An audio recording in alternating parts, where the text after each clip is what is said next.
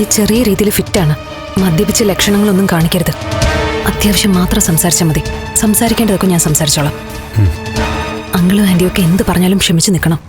വാ.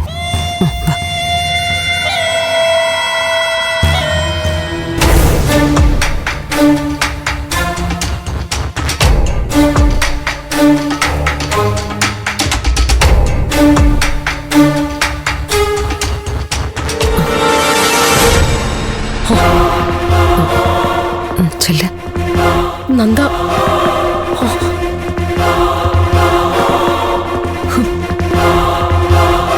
നീ എവിടെയായിരുന്നടാ? എന്തൊക്കെ ഈ നടക്കുന്നേ? ആന്റി എന്താ മോളെ ഈ കേക്കുന്നേ? സോഷ്യൽ മീഡിയയിൽ ഓരോന്ന് കണ്ട് ആകെ തളർന്നു നിൽക്കുക. ആന്റി ബഹളം വെക്കല്ലേ, ഞാൻ പറയാം. രജനിയുടെ വീട്ടിൽ നിനക്കൊന്ന് വന്ന് തല കാണിക്കെങ്കിലും ചെയ്യാമായിരുന്നില്ലേ നന്ദ? അമ്മേ, എന്താ സംഭവിച്ചെന്നറിയോ? എന്താ, ഞാൻ പറയാം. ആന്റി, ഞങ്ങള് ഋഷിയുടെ കാര്യങ്ങൾ സംസാരിക്കാൻ വേണ്ടി പാപ്പനെ കാണാനായിട്ട് ആരംഭിക്കുകയായിരുന്നു. എത്തിയല്ലേ?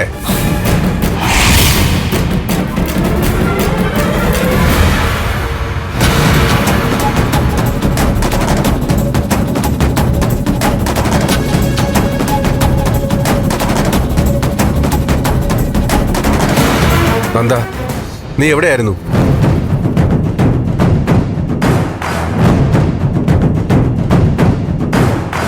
എന്തൊക്കെയാ നടന്നത്? എനിക്ക് കൃത്യമായിട്ട് കാര്യങ്ങൾ അറിയണം. അങ്കിൾ, ഞാൻ പറയാം. വേണ്ട.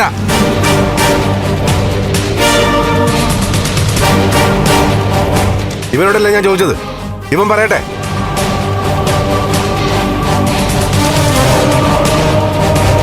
പറയടാ. അച്ഛൻ സോഷ്യൽ മീഡിയയിൽ കണ്ടതൊക്കെ വെറുതെയാ. അത് സത്യമോ കള്ളമോ എന്നല്ല ഞാൻ ചോദിച്ചത്. ഇന്ന് നടന്ന എന്തൊക്കെയാണെന്നാ അതെനിക്കറിയണം.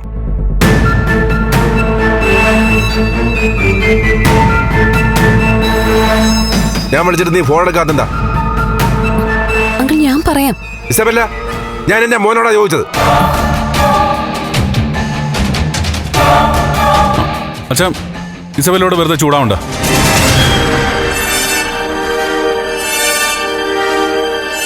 സിദ്ധു, എന്തായാലും നന്ദൻ കുഴപ്പമൊന്നുമില്ലാതെ തിരികെ എത്തിയല്ലോ. അവൻ ചെന്ന് വിശ്രമിക്കട്ടെ. നന്ദ, അകത്ത് പോ.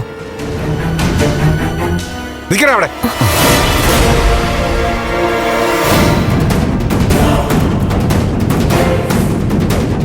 ഞാൻ ചോദിച്ചതിന് ഉത്തരം പറഞ്ഞിട്ട് നീ പോയാ മതി. എന്താ സംഭവിച്ചേ? അച്ഛൻ എന്തിനാ ഷൗട്ട് ചെയ്യുന്നത്?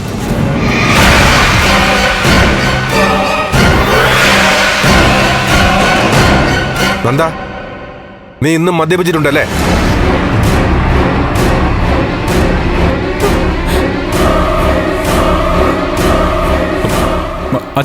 അച്ഛൻ വെറുതെ ഇഷ്യൂ ഉണ്ടാക്കല്ലേ.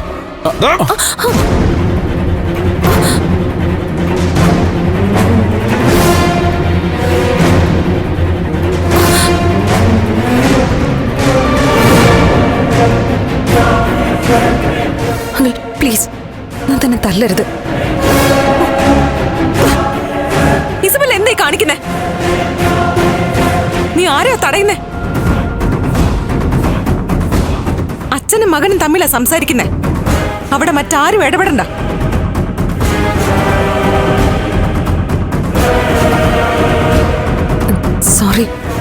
Sorry uncle.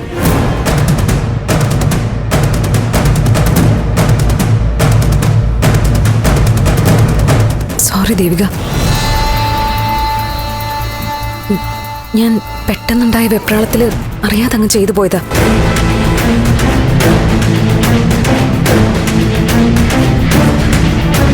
എന്റെ ഭാഗത്തുനിന്ന് വന്ന വീഴ്ചയാ.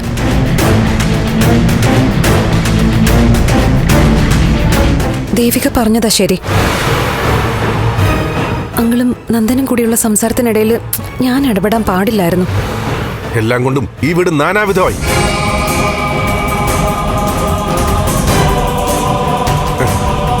ചന്ദ്രോത്ത് വീട്ടിലെ ഓരോരുത്തരും വാർത്തകളിൽ സ്ഥാനം പിടിക്കുക.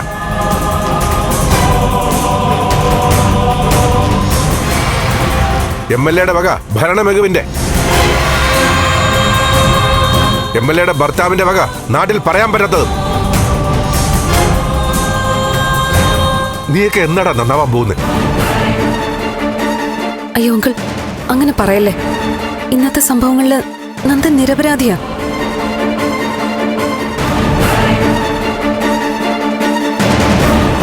രാവിലെ നന്ദൻ കെവിന്റെ കമ്പനിയിൽ ചെന്നിട്ട് അവിടുന്ന് ചേച്ചിയുടെ വീട്ടിലേക്ക് പോവാൻ തുടങ്ങുമായിരുന്നു.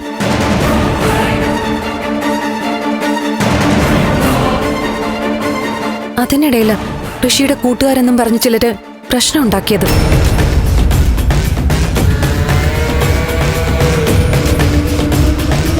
നന്ദന് ചെറിയ മുറിവും പറ്റി. പിന്നെ ഞാൻ കൊണ്ടുപോയി ഡ്രസ് ചെയ്തു.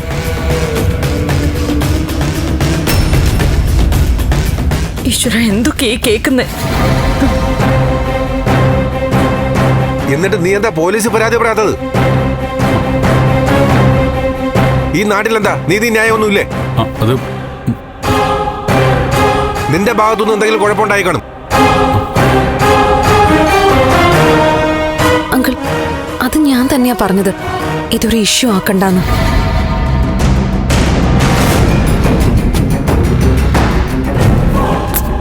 ഈ വീട്ടിലുള്ള എല്ലാവരുടെയും പേരുകൾ വീണ്ടും മാധ്യമങ്ങൾ ആവശ്യമില്ലാതെ വലിച്ചിടും. പ്രത്യേകിച്ച് ദേവിക MLA അല്ലേ. എന്റെ നന്മയെ കരുതി ഇസബെല്ല ചെയ്തത് എന്തായാലും നന്നായി. നന്ദു ഇപ്പൊ പുതിയ ശീലങ്ങളും തുടങ്ങിയിട്ടുണ്ടല്ലോ.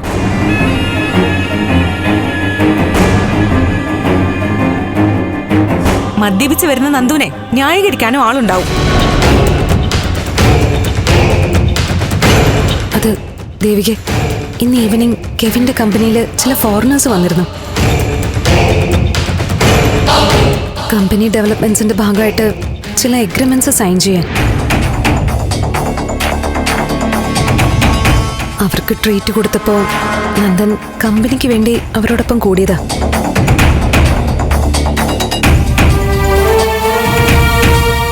എല്ലാരും കൂടി നിർബന്ധിച്ചിട്ടാ.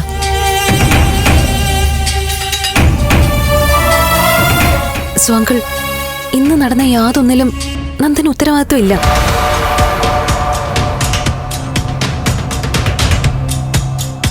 അവനെ ഇനിയും ഓരോന്ന് പറഞ്ഞ് വിഷമിപ്പിക്കല്ലേ.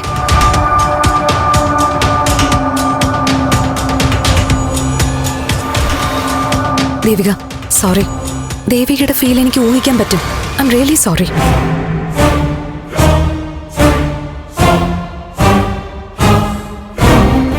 ഇനി ഇങ്ങനെയൊന്നും ഉണ്ടാവാതെ ഞാൻ നോക്കിക്കോളാം.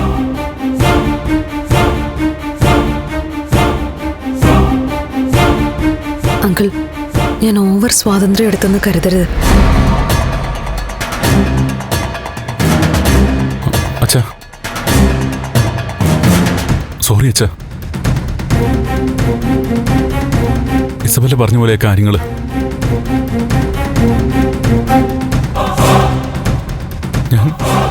ഞാൻ ഒരു തെറ്റും ചെയ്തിട്ടില്ല.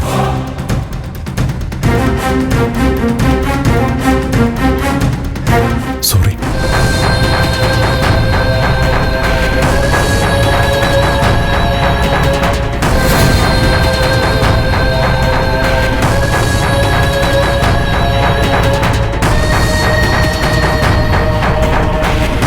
അവന് നല്ല സങ്കടമായി. അല്ലെങ്കിൽ തന്നെ വീട്ടിൽ പോകുന്നില്ല, അച്ഛനും ദേവിയേക്കും ഒക്കെ വിഷമാവെന്നും പറഞ്ഞ് ടെൻഷനിലായിരുന്നു അവൻ. ഞാൻ അവനെ ഒന്ന് ഓക്കെ ആക്കട്ടെ.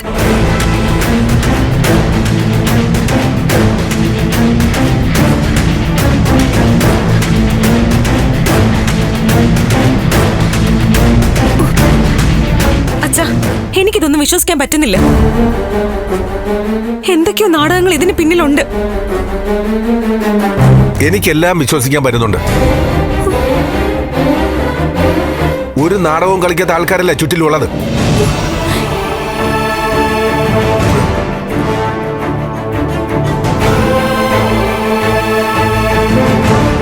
മോളെ, ഇസബെല്ല കാര്യമായിട്ട് പറഞ്ഞതല്ലേ, അതിനെ സംശയിക്കണ്ട. ഞാൻ ആ കൊച്ചിനെ കുടിക്കാൻ എന്തെങ്കിലും എടുക്കട്ടെ.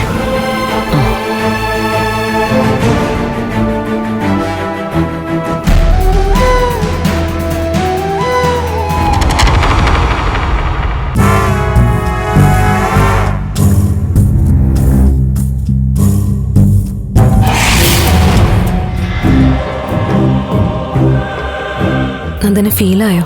ഏയ് എന്തിന്? നന്ദന് അങ്കിള് തല്ലാൻ ഓങ്ങിയപ്പോ ഞാൻ തടഞ്ഞില്ലേ? അത് സാരമില്ല, വല്ലത് എനിക്ക് വേണ്ടി ചെയ്തല്ലേ. അതെ, അതാ സത്യം.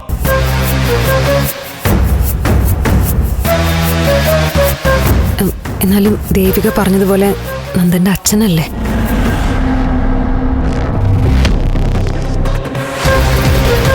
ഞാൻ ചെയ്തത് ശരിയായില്ല എന്നൊരു തോന്നല്. പക്ഷെ നന്ദന്റെ നേർക്ക് ആര് കയ്യൊങ്ങിയാലും ഞാൻ തടയും. ഇനിയും ചിലപ്പോൾ അതുണ്ടാവും. നന്ദനോട് എനിക്ക് ഏറ്റവും കൂടുതൽ ഇഷ്ടം തോന്നിയത് എപ്പോഴാണെന്നറിയോ? അങ്കിൾ എന്നോട് ദേഷ്യപ്പെട്ടപ്പോ ഇസബെല്ലെ ഒന്നും പറയരുതെന്ന് പറഞ്ഞില്ലേ? അപ്പോ ഒരു പെൺകുട്ടിക്ക് നേരെ ആരായാലും ശബ്ദമുയർത്തി സംസാരിക്കുമ്പോ അത് വേണ്ടെന്ന് പറയുന്നവരാണ്, അതും ഏറ്റവും പ്രിയപ്പെട്ട ഒരാൾ പറയുമ്പോ ആ പെണ്ണിന് കിട്ടുന്നൊരു ഫീലുണ്ടല്ലോ, അത് വല്ലാത്തൊരു കരുതല്. അത് ആ സമയത്ത് എൻ്റെ വീട്ടിൽ വെച്ച് വലിയോട് അച്ഛൻ അങ്ങനെ പറഞ്ഞപ്പോ എന്തായാലും നന്ദനോട് എനിക്ക് വലിയ നന്ദിയുണ്ട്. എനിക്ക് വേണ്ടി സംസാരിച്ചല്ലോ. ഇതൊക്കെ ജീവിതത്തിൽ എനിക്ക് കിട്ടുന്ന അപൂർവങ്ങളായ സന്തോഷങ്ങളാ. ഇതിപ്പോ വെല്ല പോയി കഴിഞ്ഞാൽ ഇവിടെ എന്താ സംഭവിക്കാൻ പോകുന്നതെന്ന് പറയാൻ പറ്റില്ല. നന്ദൻ അതൊന്നും ഓർത്ത് ടെൻഷൻ ആവണ്ട. ഞാൻ എല്ലാവരോടും സംസാരിച്ചോളാം. കാര്യങ്ങളൊക്കെ കൃത്യമായിട്ട് കൈകാര്യം ചെയ്തോളാം. നീ ഒന്ന് ഫ്രഷായിട്ട് കൂളായിട്ട് കിടന്നുറങ്ങിക്കോ കേട്ടോ? പോയി കുളിക്ക്. ഈ ഡ്രസ്സൊക്കെ മാറ്റണ്ടേ? ഞാൻ എടുത്തു തരട്ടെ? ഏയ് വേണ്ട, ഞാൻ ഓക്കെ. എന്നാ ശരി, ഞാൻ ഇറങ്ങട്ടെ. പിന്നെ ദേവിക്ക് വിഷമാവുന്ന രീതിയിലൊന്നും സംസാരിക്കണ്ട. അതെനിക്കറിയില്ലേ. Good night. Good night. പോയിട്ട് വരാം. ശരി.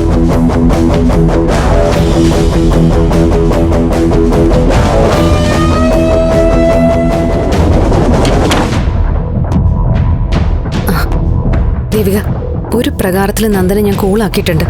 കുറച്ചു നേരം കിടക്കട്ടെ, ഡിസ്റ്റർബ് ചെയ്യണ്ട. ഓക്കെ? ആരാരെയാ ഡിസ്റ്റർബ് ചെയ്യുന്നെന്ന് മറ്റാർക്കും അറിയില്ലെങ്കിലും എനിക്ക് മനസ്സിലാവുന്നുണ്ട്. എന്ത്? നിനക്ക് മനസ്സിലാകാൻ പാകത്തിന് ഞാനൊന്നും ചെയ്തില്ലല്ലോ. ഒരു ബെസ്റ്റ് ഫ്രണ്ടിനോട് തോന്നാവുന്നതിനപ്പുറം മറ്റൊന്നും ഞങ്ങൾ തമ്മിലില്ലല്ലോ. ആ, അച്ഛനും അമ്മയും എവിടെ? താഴെയുണ്ടോ? അച്ഛനും അമ്മയോ? ആരുടെ? നന്ദന്റെ അച്ഛനും അമ്മയും നമുക്ക് രണ്ടുപേർക്കും അങ്ങനെ തന്നെയല്ലേ? എന്തായാലും അവർക്ക് രണ്ടുപേർക്കും എന്നോട് നല്ല മതിപ്പാ. നന്നായിട്ട് അഭിനയിച്ച് എല്ലാവരെയും കയ്യിലെടുത്തു അല്ലേ? കാര്യങ്ങളൊക്കെ അധികം വൈകാതെ അവർക്ക് മനസ്സിലാവും. എല്ലാം സംശയത്തിന്റെ കണ്ണോടെ കാണാൻ തുടങ്ങിയ പിന്നെ രക്ഷയില്ല. നീ എന്നെ വെറുതെ പ്രകോപിപ്പിച്ച് ഒരു മത്സരം ഉണ്ടാക്കരുത്. മത്സരം ഉണ്ടാക്കരുതെന്നോ? നന്ദുവിന്റെ കാര്യത്തെക്കുറിച്ചാണോ നീ ഉദ്ദേശിച്ചേ? എന്റെ ഇസബല്ല, നന്ദു നിന്നെ ഒരു സുഹൃത്തായിട്ട് കാണുമായിരിക്കും. അതിനപ്പുറം ഒന്നും ഉണ്ടാവില്ല. ആകാശം ഇടിഞ്ഞു വീണാലും അത് അങ്ങനെ തന്നെയാ. നന്ദുവായിട്ട് ഇടപഴകുന്നതിൽ ഞാൻ നിന്നോട് ദേഷ്യം കാണിക്കുന്നതേ നീ നന്ദുവിനെ തട്ടിയെടുക്കുമെന്നോ നന്ദു നിന്റെ വശത്താകുമെന്നോ പേടിച്ചിട്ടല്ല. നിന്റെ കോപ്രായങ്ങൾ കാണാൻ വയ്യാത്തതുകൊണ്ടാ. ഇപ്പോഴത്തെ നന്ദുവിന്റെ മാറ്റം എനിക്ക് പിടികിട്ടുന്നില്ല. വലിയ എന്തോ ഒന്ന് ഈ മാറ്റത്തിന്റെ പിന്നിലുണ്ട്. അത് ഞാൻ തന്നെ കണ്ടെത്തിക്കോളാം. നീ നിന്റെ കഴിവ് തെളിയിക്ക്. ഞാനും നന്ദനും തമ്മിലുള്ള സൗഹൃദം ഒരു MLA-ക്കും ഈ ജന്മം തകർക്കാൻ പറ്റില്ല. കാണാം. എന്തായാലും ഇന്നത്തെ സംഭവങ്ങൾക്ക് പിറകിൽ ഒരു കഥയൊക്കെ ഉണ്ടാക്കി നന്ദുവിനെ ഇങ്ങ് എത്തിച്ചല്ലോ. താങ്ക്സ്. ഇനി പൊക്കോളൂ. അങ്ങനെ പോകാൻ പറ്റില്ലല്ലോ MLA മാഡം. ഈ പോകുന്നതിന് മുമ്പേ ചില നടപടിക്രമങ്ങളൊക്കെ ഇല്ലേ?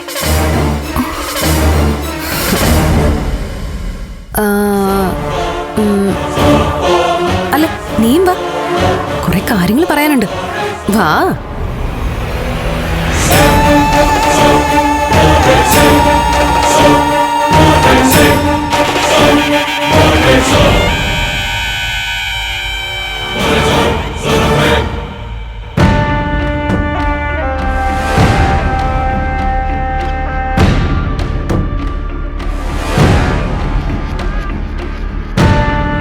ആന്റി, മോളിരിക്കെ ആന്റി ജ്യൂസ് എടുത്തിട്ട് വരാം. വേണ്ട ആന്റി, എനിക്കിപ്പോ ഒന്നും വേണ്ട. എന്തു പറ്റി? ഇവിടുത്തെ കാര്യങ്ങൾ ഓർത്തിട്ടാണോ? എനിക്കിവിടെ ആരോടും ഒരു പിണക്കവും ഇല്ല ആന്റി.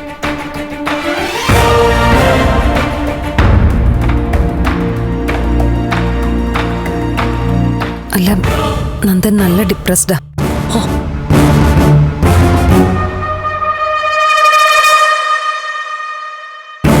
മോളെ,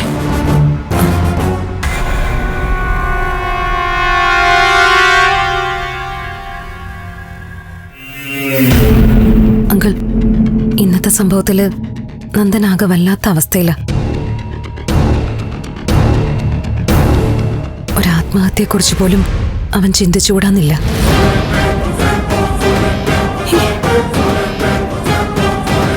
നമ്മുടെയൊക്കെ കെയറും സപ്പോർട്ടും ഇപ്പൊ അവൻ ആവശ്യം. മോളെ, നീ എന്തായി പറയുന്നേ? അതെ ആന്റി, ഇപ്പൊ അവന്റെ മനസ്സ് വല്ലാതെ തകർന്നിരിക്കുക.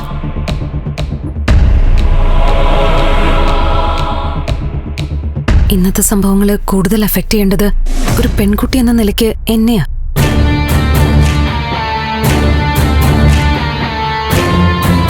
ആ ഒരു വിഷമം എനിക്കുണ്ട് താനും. പക്ഷെ നന്ദന്റെ ഈ അവസ്ഥ കാണുമ്പോ ഞാൻ എന്നെക്കുറിച്ച് മറക്കുക.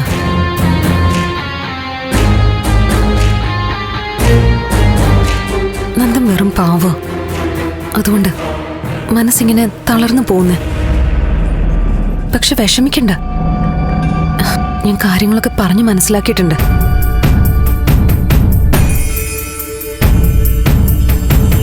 നന്ദന്റെ അച്ഛൻ എന്ന നിലയ്ക്ക് അവനെ ശാസിക്കാനും ശിക്ഷിക്കാനും അങ്കിളിന് അവകാശമുണ്ട്.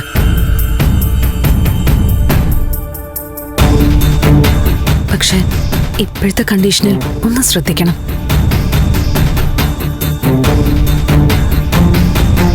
അങ്കിളിന്റെ സ്നേഹത്തോടെയുള്ള ഒറ്റ നോട്ടം മതി അവൻ അതിന്റെ അർത്ഥം മനസ്സിലാവാൻ.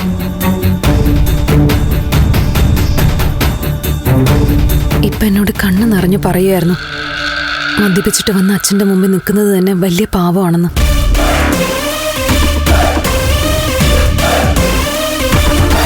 പാവം നന്ദൻ.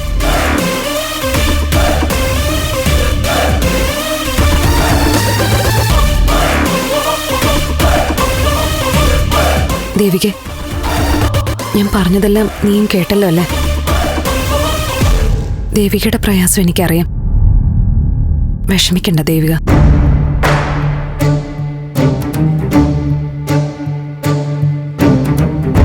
ഞാൻ കൂടെയുണ്ട്. എന്താവശ്യത്തിനും എന്നെ വിളിക്കാം. ഇസബല്ലയുടെ കരുതലിന് നന്ദി. ഇസബല്ല ഒരുപാട് ബുദ്ധിമുട്ടി. ഇനിയും നന്ദുവിന്റെ കാര്യങ്ങൾ ഞങ്ങൾ നോക്കിക്കോളാം.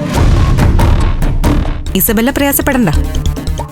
അയ്യോ, നന്ദന്റെ കാര്യങ്ങളിൽ ഇടപെടാൻ എനിക്ക് ഒരു പ്രയാസമില്ല ദേവിക.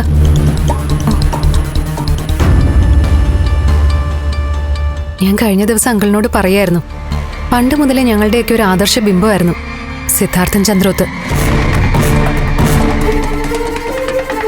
അദ്ദേഹത്തിന്റെ വീടുമായി ബന്ധപ്പെടാൻ പറ്റുകയെന്ന് പറയുന്നത് തന്നെ അതൊരു ഭാഗ്യ.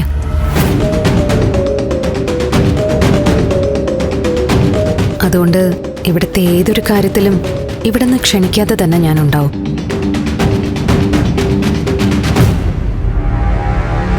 അതിനുള്ള സ്വാതന്ത്ര്യം എനിക്കുണ്ടെന്നാണ് എൻ്റെ വിശ്വാസം.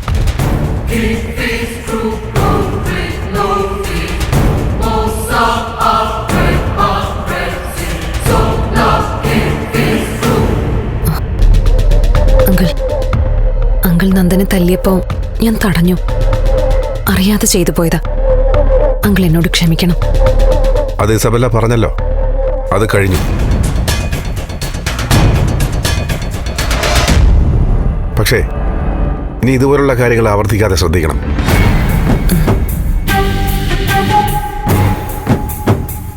ഇസബല്ല പറഞ്ഞതുപോലെ അപവാദങ്ങൾ പെൺകുട്ടികളെ കൂടുതൽ ബാധിക്കുന്നത്.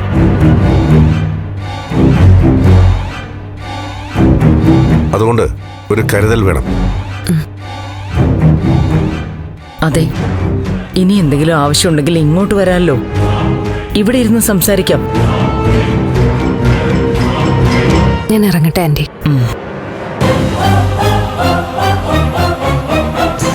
അങ്കിൾ, ഞാൻ പോയിട്ട് വരാം.